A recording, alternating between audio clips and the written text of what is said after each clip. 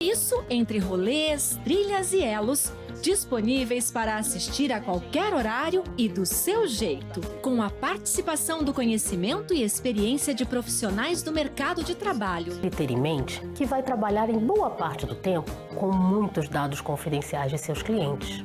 Faça sua matrícula e comece uma nova carreira agora mesmo. Bons estudos!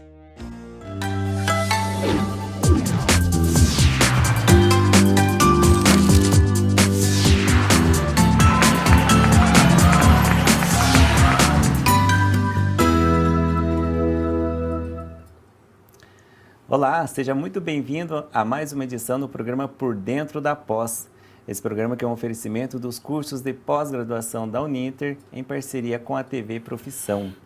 Eu sou Emerson Micalisca, sou professor dos cursos de pós-graduação da área desportiva da Uninter e no programa de hoje estaremos aqui conversando sobre uma modalidade esportiva que vem ganhando muitos adeptos e em grande expansão, principalmente aqui em Curitiba. Então, nós vamos falar sobre o desenvolvimento da prática do rugby em Curitiba. Bem, para esse bate-papo aqui, nós temos dois convidados que sabem muito sobre a modalidade, já tem anos aí de vivências no esporte, em especial no rugby. E aí estarão aí conversando e falando um pouco sobre sua trajetória, né, sua trajetória esportiva enquanto atleta e também enquanto treinador. O primeiro convidado que nós iremos apresentar aqui é o Vitor. Oi, Vitor, tudo bem? Olá, professor Emerson. Muito obrigado por aceitar o nosso convite e vir aqui contribuir conosco, especialmente com o pessoal aí que está acompanhando pela TV, também pelas outras plataformas digitais do YouTube, do Facebook, e contar para nós aí um pouco sobre essa modalidade, né, como eu falei já de início, aí que vem ganhando muitos adeptos, especialmente aqui em Curitiba. Com certeza, sempre muito bom poder falar com o rugby, agradeço muito o espaço. Bom, o rugby surgiu, uma curiosidade interessante assim, né? O rugby surgiu na cidade de Rugby, na Inglaterra, né? Estavam jogando uma partida de futebol, isso na escola de rugby. Isso, e diz a lenda, né, do rugby, que um menino chamado William Webb Ellis pegou a bola com as mãos no meio da partida de futebol e saiu correndo para frente. E até hoje essa lenda é muito marcante no rugby, tanto é que o nome da Copa do Mundo do rugby vem com o nome dele, né? Que legal.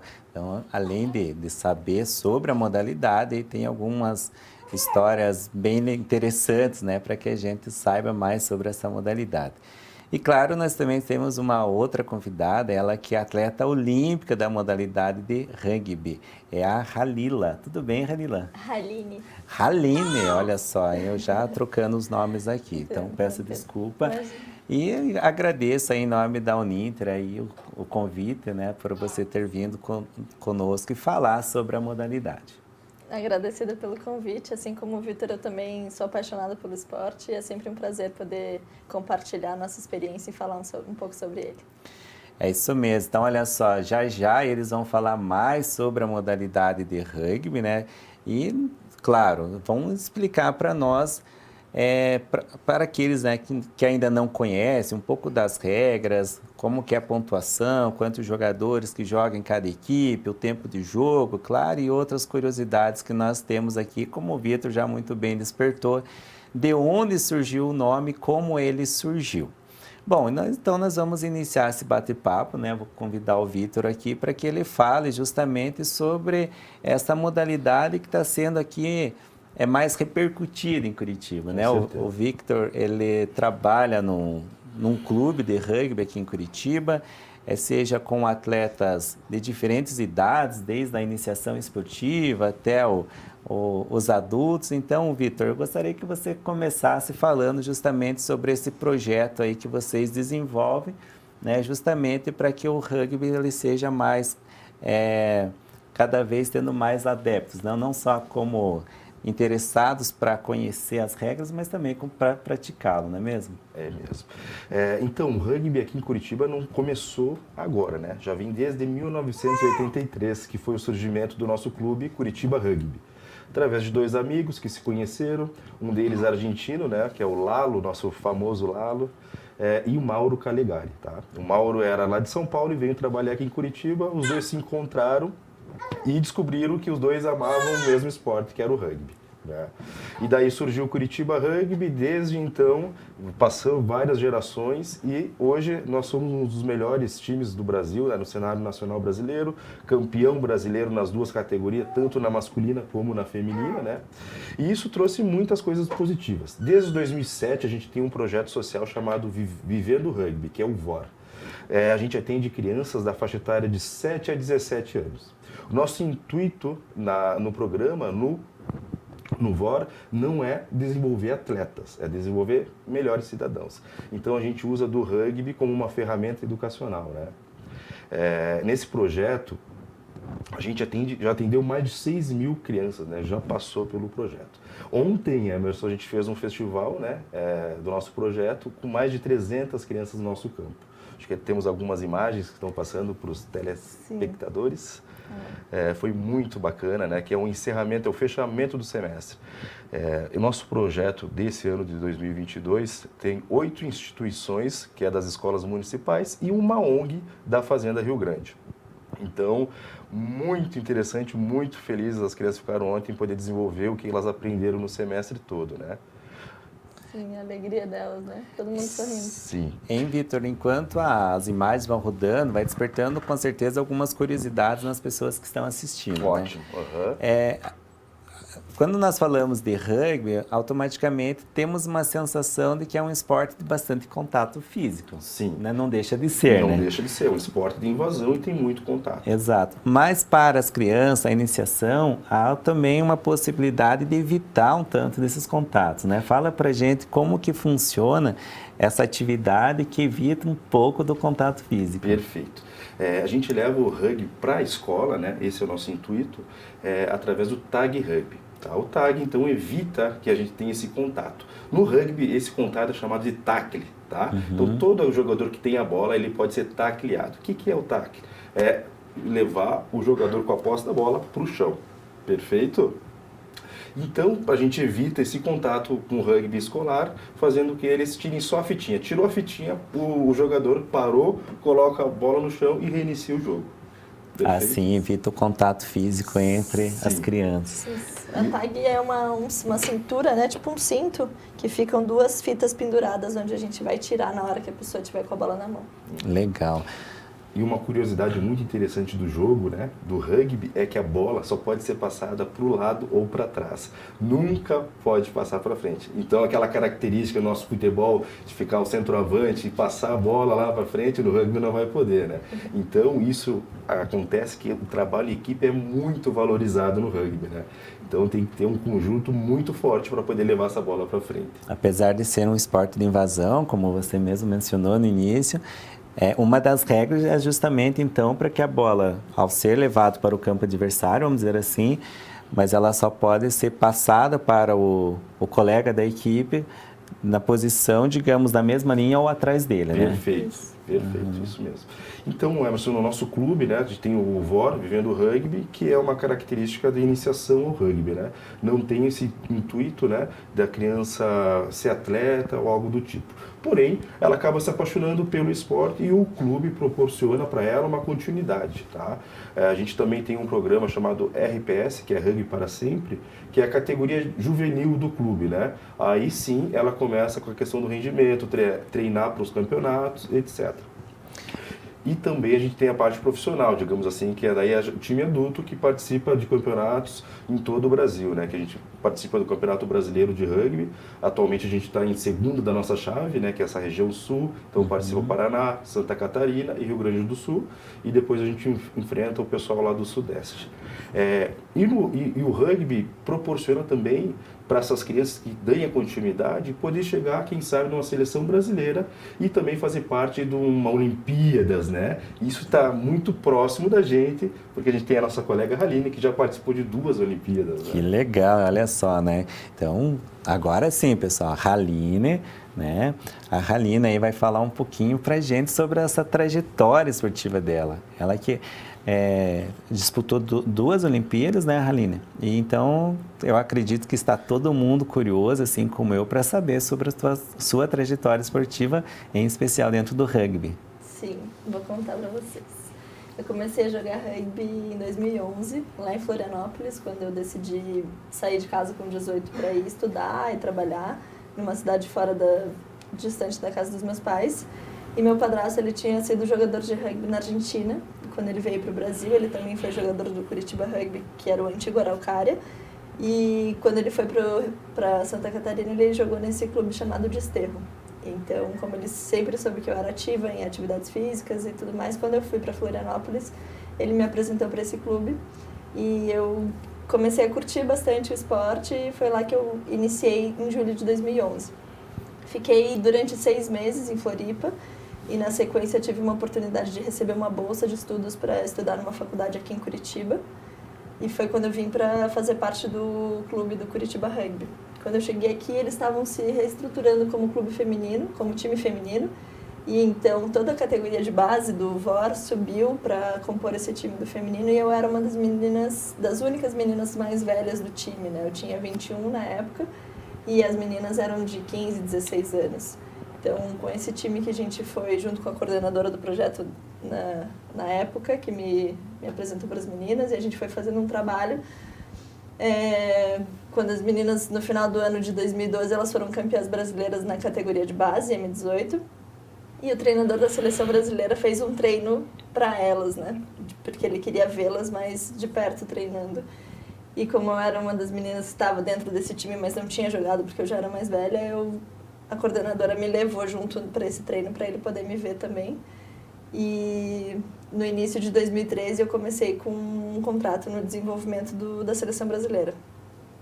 E aí passei durante um ano e meio treinando com a seleção na categoria de desenvolvimento, até que eu fui convocada para um circuito mundial.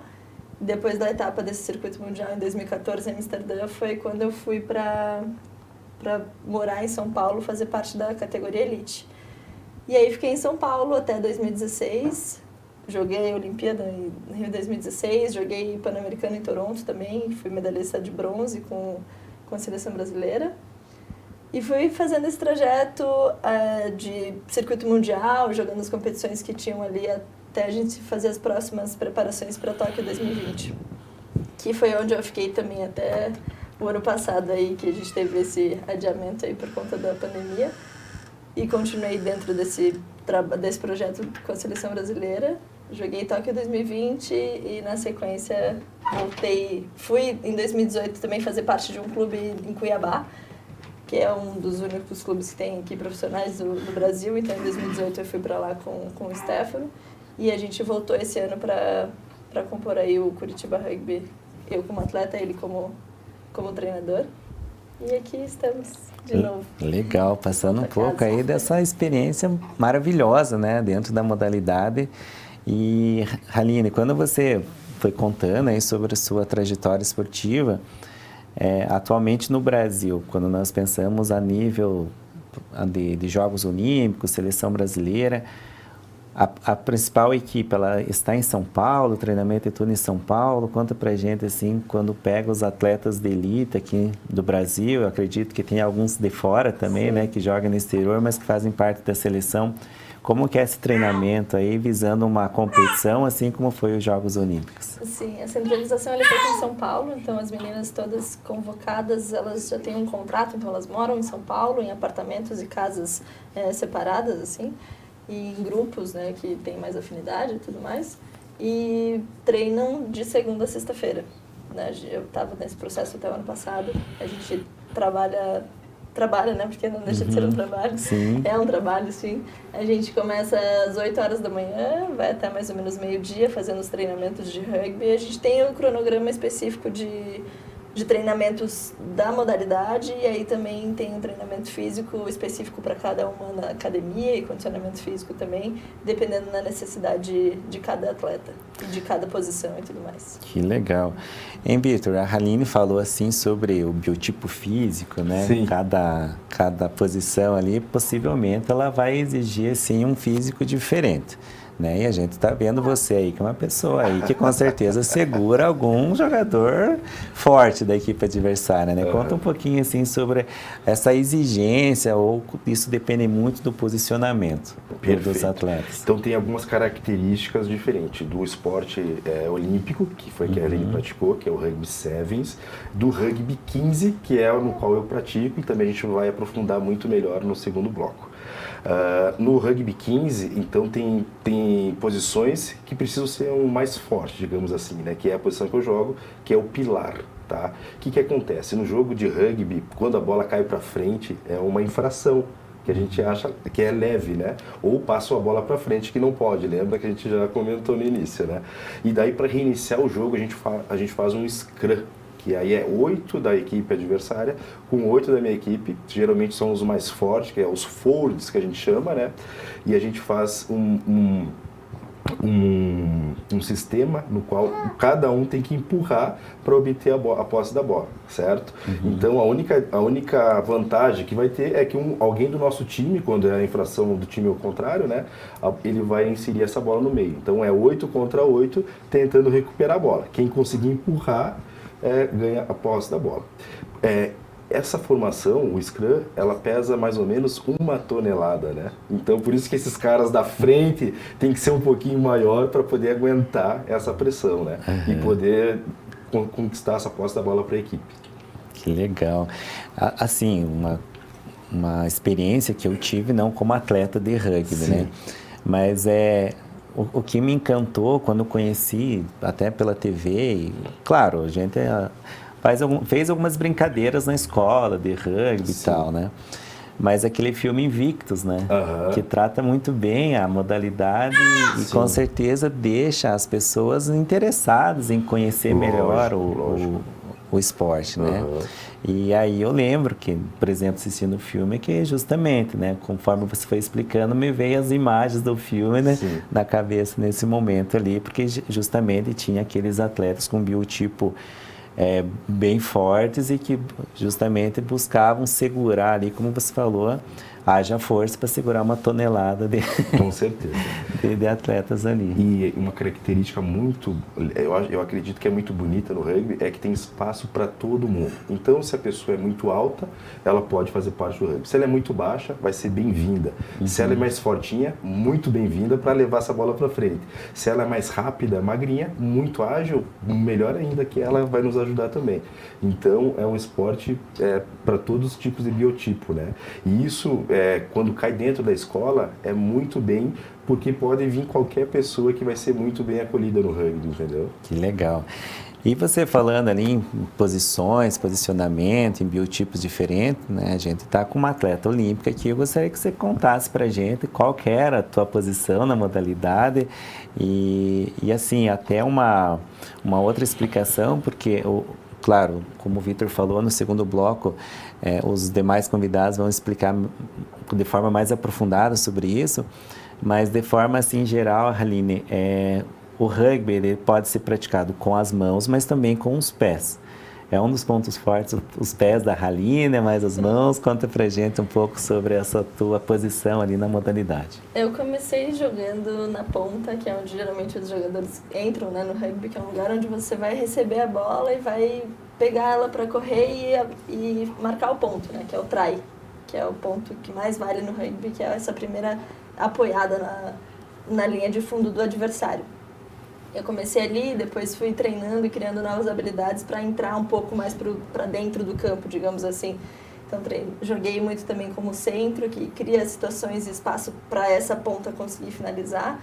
E também como abertura, que é essa pessoa que vai fazer esse lançamento dessa linha para que a centro e a ponta consigam mais espaço para pontuar. Assim como eu falei das habilidades treináveis, né? Eu também treinava algumas situações com o pé, não é a minha habilidade mais forte, mas eu também utilizei em alguns momentos e deram certo. Então eu não sou mais habilidosa chutando, nem sou a chutadora do time, mas eu já utilizei e deu para fazer um trabalhinho ali, com certeza. Legal, hein, Vitor? E assim, o pé ele pode ser usado somente lá para tentar com que a bola chegue até o U, né? A trave, né? A trave, é o H. O H, tradicional H. H, isso. Ou ela, por exemplo, pode dar um passe também com o pé, ou é somente assim, visando, digamos, com que ela ultrapasse a trave? Ótimo, Emerson, uma boa pergunta. Quando tem muita pressão na defesa, e eu considero o rugby assim, o mais dinâmico, que muita gente relaciona muito com o futebol americano, né? Eu acho mais com o nosso futebol, porque o jogo é dinâmico, no 15 tem 2 tempos de 40 minutos, no 7 2 tempos de 7. Tá. E a bola saiu para lateral, é lateral e tem a falta. Então, se eu estou numa zona de pressão, lá perto da minha área de pontuação, né, que o time adversário quer pontuar, e eu quero sair daquela pressão, uma das maneiras é chutando. Então, sempre essa pessoa que tem mais habilidade com o pé, ela consegue direcionar onde que ela quer colocar essa bola, onde que tem menos, né, pessoas do time adversário, e a gente possa avançar e recuperar. Outra coisa, quando tem uma falta, a gente pode ter uma opção de chutar para lateral, que a gente vai ganhar um lateral lá na frente, né? Ganha todo esse campo de território, que no rugby é muito difícil, né? E também tem a opção da gente chutar para o H, né? Quando a gente chuta para o H, qualquer hora do jogo, ganha 3 pontos, tá? E quando eu faço o try, que a Aline menciona, que é o ponto do rugby, eu tenho o direito a um chute de conversão, que daí esse craque, que é o camisa 10 também no rugby, vai chutar, e se ele acertar, ele vai ganhar mais 2 pontos. Então, o try vale 5, se ele acerta o chute de conversão, mais 2, somando 7 pontos, tá? Legal. E no meio da partida, se tem uma falta, ele pode pedir para chutar no H, e daí se ele acertar é 3 pontos, ou qualquer momento do jogo tem o drop, que aí ele tem que, é muito difícil esse chute, porque ele tem que encostar a bola no chão e chutar. Daí tem que ter muita prática e muita habilidade, sabe? E seria esses momentos que a gente utiliza o pé. E quando vai chutar para frente para fazer um passe, como tu falou, pode sim. Só que a pessoa tem que estar atrás, não na frente. Ah, legal, perfeito. Então, olha só, você que está acompanhando o nosso programa, nós estamos falando sobre a modalidade de rugby. E esse programa ele será dividido em 2 blocos. Então, nesse primeiro bloco aqui, nós tivemos a presença do Vitor e também da Haline. E eu convido você a ficar aí esperando, porque no segundo bloco tem 2 profissionais também que são treinadores da modalidade e vão explicar de uma forma até mais aprofundada sobre outras regras aí, também falando sobre esta modalidade. Então, desde já agradeço o Vitor, agradeço a Haline pela presença e participação de vocês no nosso programa. Obrigado.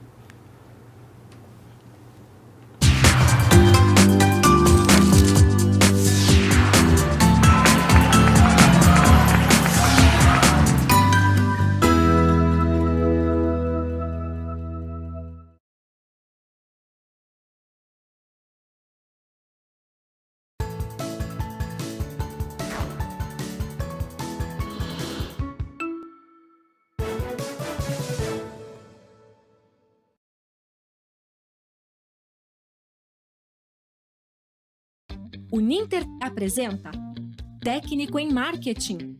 Quem trabalha com marketing do Brasil é Mercadol. Conheça o melhor curso profissionalizante da sua área aprovado pelo MEC. Aprenda com professores reconhecidos e escolhidos a dedo. Meu nome é o professor Sérgio. Nós vamos conversar agora ao longo das nossas aulas para tentar entender um pouquinho acerca desse saber tão importante, desse conhecimento tão importante do que é o marketing.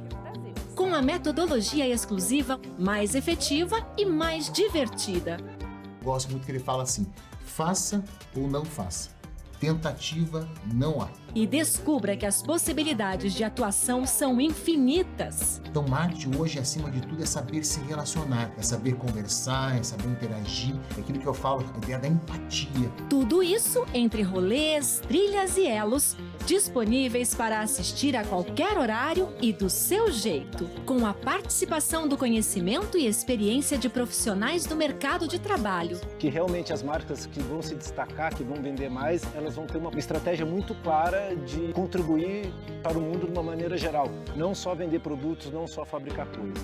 Faça sua matrícula e comece uma nova carreira agora mesmo. Bons estudos!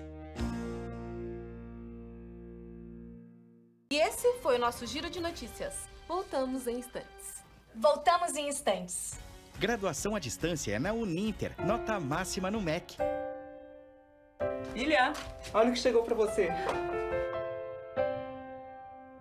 A câmera tá pronta. E agora, professor? Agora é só gravar. E o tempo permanece bom durante todo o dia. É com você, Amanda. Obrigada, Carol. Uninter, ao seu lado para transformar a sua história. O programa Planeta Games pede sua atenção de gamer para gamer. Você quer se tornar um pro player, meu amigo? Então conheça a nova linha de máquina game da Uninter Informática, Gladiator, Maximum, Bravos, Brutus, Praetorian, PC Game com processador Intel da 10ª geração, uma linha game profissional onde sua FPS é totalmente estável, mantendo assim a qualidade gráfica sempre em alta. As máquinas são produzidas na fábrica da Uninter Informática em Curitiba, que é certificada pela Intel e pelo time profissional Red Canides Calunga, campeões sul-americanos jogando com as máquinas da Giga Pro. Aproveite e confira também os preços de lançamento dos monitores Game Gigabyte, em breve no nosso site aí na sua tela.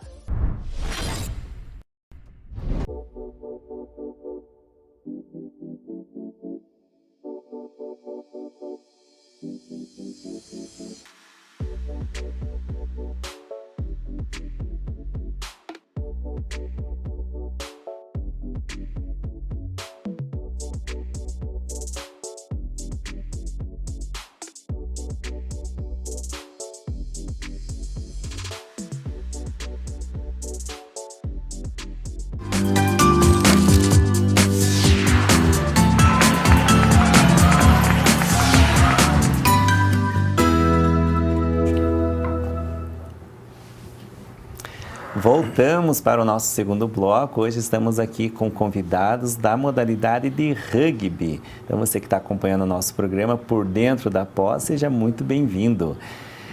No primeiro bloco nós tivemos aqui a presença do Vitor e da Haline, que falaram sobre um pouco da sua trajetória esportiva na modalidade, e nesse segundo bloco nós temos outros 2 convidados também muito especiais que têm uma vivência muito grande na modalidade. Então vamos conhecer eles.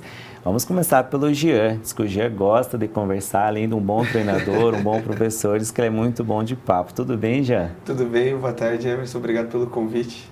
Acredito que sim, acho que até a comunicação facilita o meu trabalho um pouquinho. Ah, que bom, perfeito. E também temos aqui a presença do Stefano. Tudo bem, Stefano? Tudo bem, Emerson. Muito obrigado pelo convite. Nós que agradecemos aí vocês terem aceito, né, o nosso convite para vir falar dessa modalidade aí que vem ganhando muitos adeptos, principalmente na cidade de Curitiba, e com certeza outros centros do país também vem ganhando bastante adepto.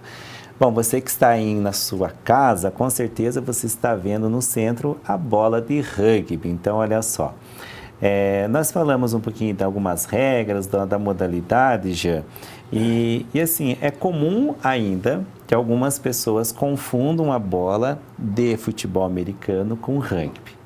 Jean, fala para as pessoas, você que é uma pessoa boa na comunicação, uma pessoa bem didática, explica qual que é a diferença da bola do rugby para o futebol americano. Muito obrigado pelos elogios. A dimensão da bola, ela já é maior, né? A bola de futebol americano ela é um pouco menor, então ela tem um encaixe um pouco mais anatômico para você utilizá-la com uma mão só, né? Uhum. Ela, inclusive, tem uma marcação onde você posiciona e a tendência é que você lance ela para frente, né? Então, o tamanho da bola, a dinâmica da bola vai ficar um pouco mais adaptada para esses movimentos, né? A bola de rugby ela é um pouco maior, a gente trabalha ela geralmente com as 2 mãos, o passe é executado com as 2 mãos e, como já foi falado anteriormente, né, sempre para trás. Facilita também o fato dela ser maior a precisão nos chutes. O chute é muito utilizado no rugby, né? Tanto para ganhar território como para pontuar. Então, acredito que a bola ser maior um pouco facilita você usá-la com os pés também. Perfeito. Então, olha só, no bloco anterior, o Vitor e a Haline falaram também sobre a trajetória, né, dentro da modalidade do rugby. Eu já deu aqui uma explicação para a gente sobre a bola, então agora eu passo a bola do lado aqui para o Stefano, para que o Stefano fale também sobre a sua trajetória na modalidade de rugby. O Stefano, que atualmente é treinador, não é mesmo? Treinador. Sou treinador da equipe masculina adulta e também do masculino juvenil aqui em Curitiba. Eu fui formado aqui em Curitiba mesmo, Emerson. Eu comecei a jogar em 2000, meu pai ele é jogador, na verdade toda a minha família joga rugby, né? Uhum. Família de argentinos, e lá é mais comum que aqui. Então, minha família toda já jogava. Quando a gente veio para cá, a gente conhecer mais gente, a gente se incluiu em algum esporte. Esse esporte foi o rugby, desde então eu venho jogando rugby minha vida inteira. Em 2012, eu comecei a dar aula para as crianças, né, no projeto social do VOR, que é um projeto maravilhoso, que para quem quiser conhecer, ele acontece até hoje, né, ele já tem mais de 10 anos de projeto social. E aí começou a minha trajetória como treinador. Desde então eu fiquei como jogador, como treinador. Agora estou só como treinador, porque não dá para você ser jogador e treinador ao mesmo tempo. Mas de vez em quando eu bato uma bolinha ainda também. Que legal. Então, tem aí uma experiência muito legal, né? Digamos, como você mencionou, isso que veio no sangue, né? Da família, uma questão que você acabou herdando, né? O gosto pelo esporte. E como você mencionou, o rugby aqui no Brasil ele não é tão difundido como em outros países, né? Exemplo, claro, se a gente pegar exemplo da Inglaterra, Nova Zelândia, África do Sul, são acho que os maiores centros, né, da modalidade. Aqui na América do Sul, a Argentina se destaca ainda mais que o Brasil na modalidade, né? E assim, agora eu passo a bola para o Jean. Eu queria que o Jean assim, falasse um pouco para a gente justamente sobre essa questão da diferença da modalidade, né? Porque a Haline é uma atleta olímpica, então é o rugby de 7, né? Mas o Vitor tinha comentado sobre o rugby de 15. Qual que é a diferença de uma modalidade para a outra, já? A modalidade de 7 ela é uma adaptação olímpica, né, da modalidade de 15. Surgiu da necessidade de você incluir o rugby no calendário olímpico, né, como esporte olímpico. Então, a diferença... o campo é o mesmo, né? A diferença não fica só restrita ao número de jogadores em campo, né? Tem algumas regras específicas, as substituições acabam sendo limitadas no decorrer do jogo, né?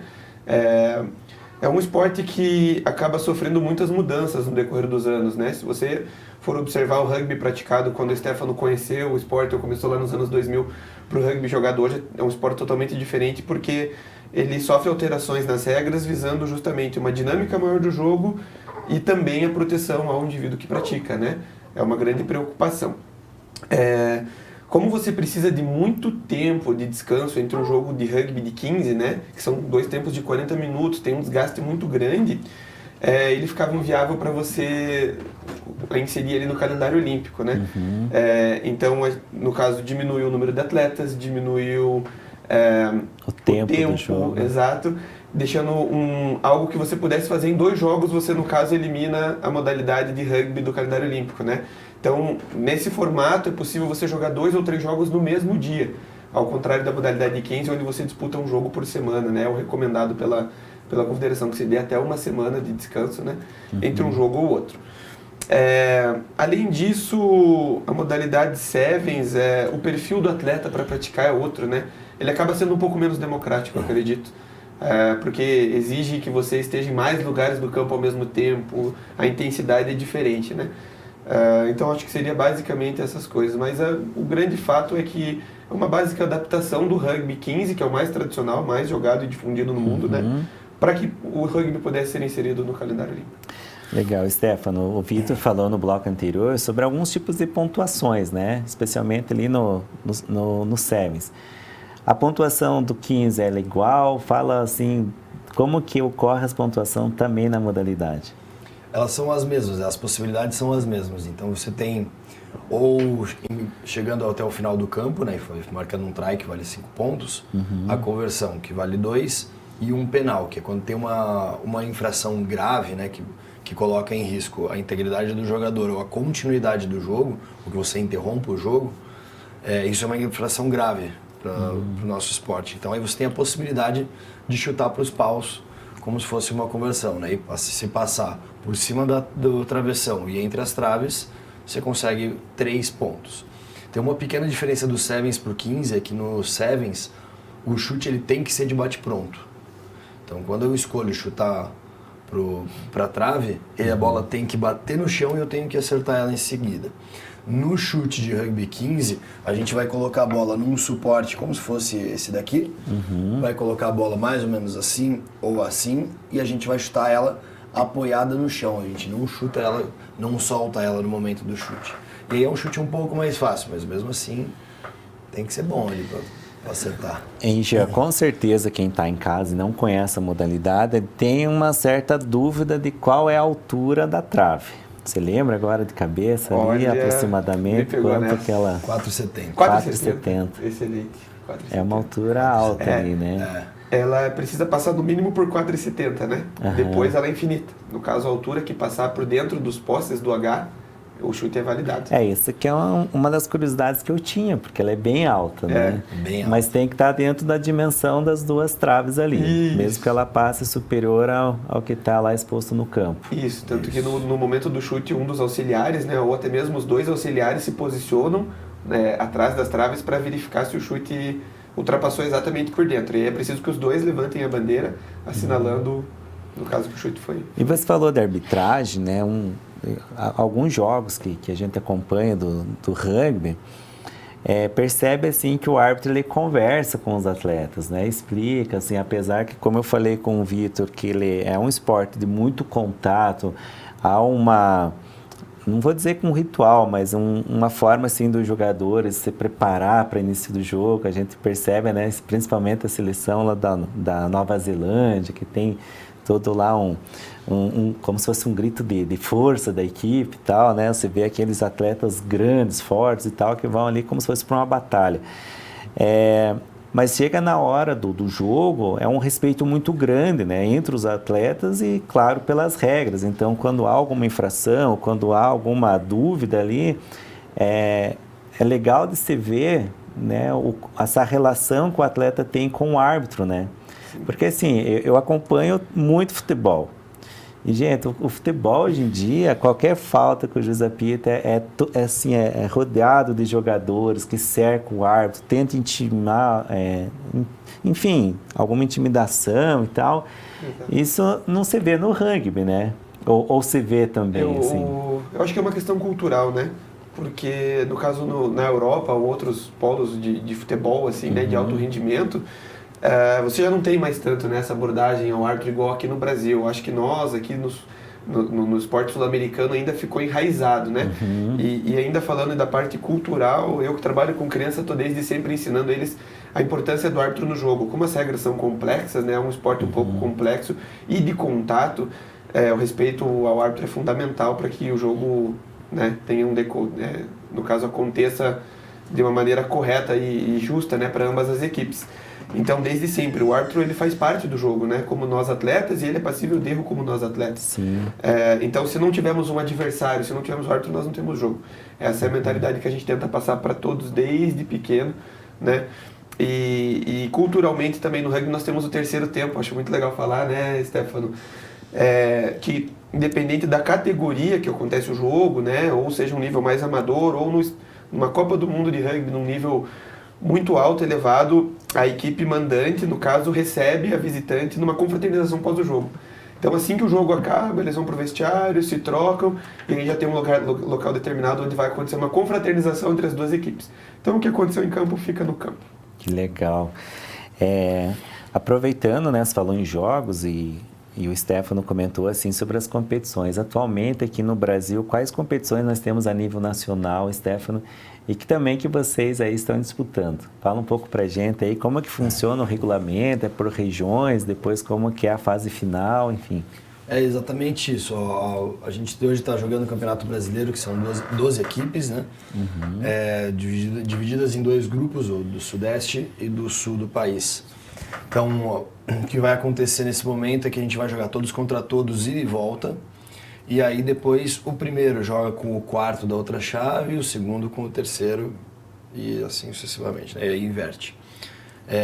A gente está em segundo na nossa chave agora, a gente está perdendo apenas para o Farrapos, que é um time que jogou as últimas 2 finais do campeonato, onde a gente não participou, e que vem com uma equipe muito bem treinada, né? Tá muito bem, mas a gente tem mais um jogo de volta ainda, então pode ser que a gente ainda consiga ficar em primeiro nessa chave.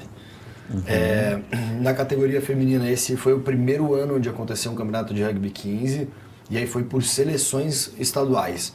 Como os clubes ainda não têm 15 não, você precisa de 23 no mínimo, né? De 23 meninas, cada clube tem a sua, então eles juntaram São Paulo, aí teve São Paulo, interior de São Paulo capital e São Paulo Vale, porque o Vale do Paraíba lá é muito forte o rugby.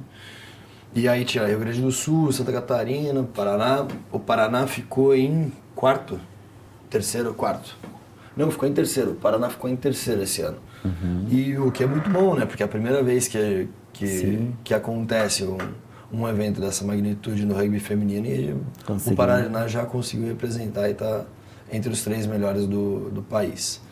E depois, no final do ano, que essa é uma diferença também entre o 15 e o Sevens, o 15 ele é um esporte de inverno e o Sevens é o rugby de verão. Então você vai lá bater uma bola com os teus amigos. Então pra gente no final do ano é o momento e na Europa, né, no hemisfério norte seria na metade do ano. Mas agora o Mundial de Sevens ele tem 10 etapas. Então, porque ele se joga no final de semana, né? Você joga jogo de chave e final em 2 dias. Então 3 jogos no sábado e 3 jogos no domingo. E agora tem 10 finais de semana separados pelo mundo, e aí claro que você não consegue fazer só no verão, né? Tem que ter um ano inteiro de calendário. Legal.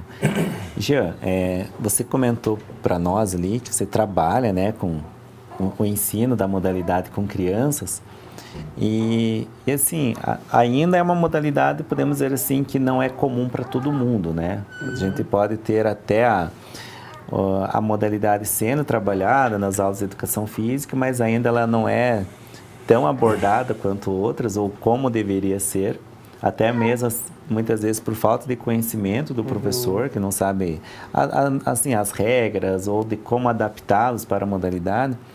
Conta assim alguma experiência que você teve assim quando você chegou justamente com as crianças. Foi o primeiro contato delas, se alguma delas tinha alguma resistência, ou como que é assim o retorno que você tem delas quando você trabalha com essa modalidade?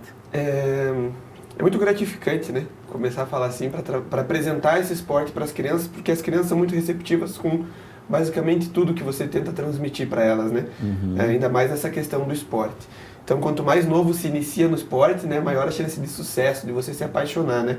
Paixão, inclusive, é um dos valores que a gente está sempre aplicando no rugby. Então, trabalhando com as crianças, nós vamos enfatizar os valores do esporte e deixar num primeiro momento que elas manipulem o objeto, a bola, né? Que elas se divirtam, e depois, num segundo momento, nós vamos, de fato, pegar aquelas crianças mais interessadas e ensinar a praticar o esporte, né?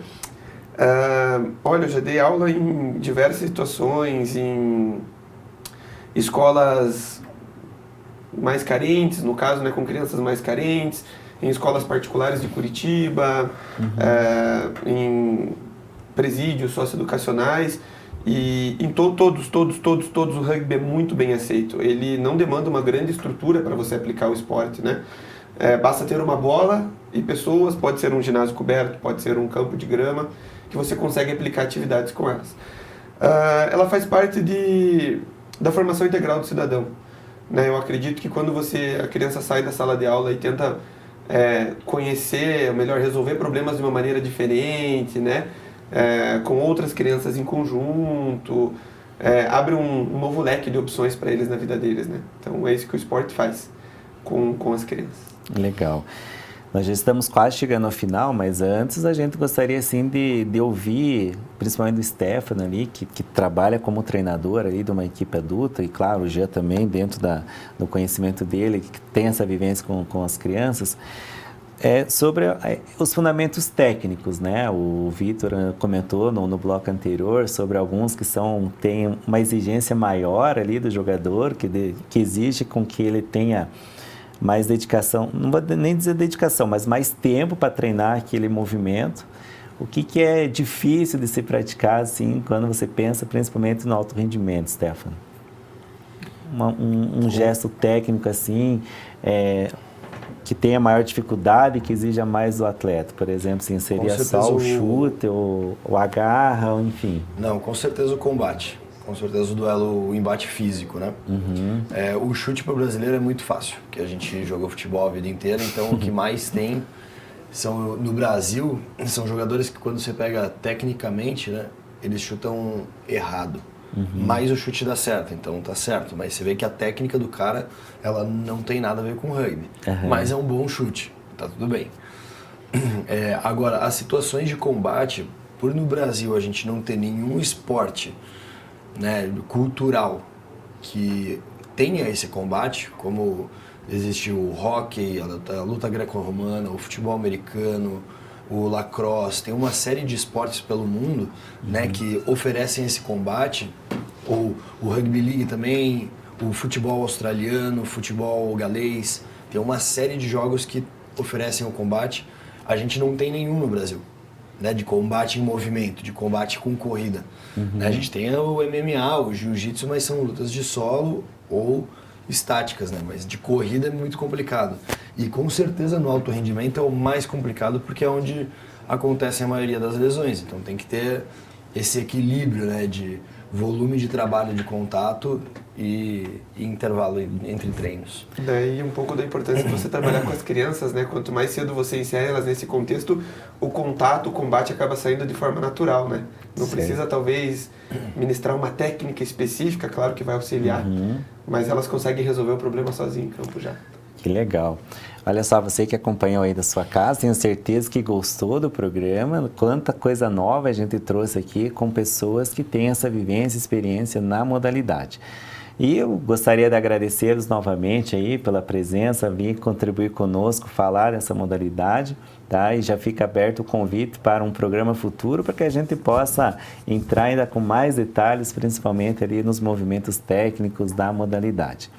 Então, professores, muito obrigado aí e também agradecer você que está na sua casa aí, né, que acompanhou o nosso programa.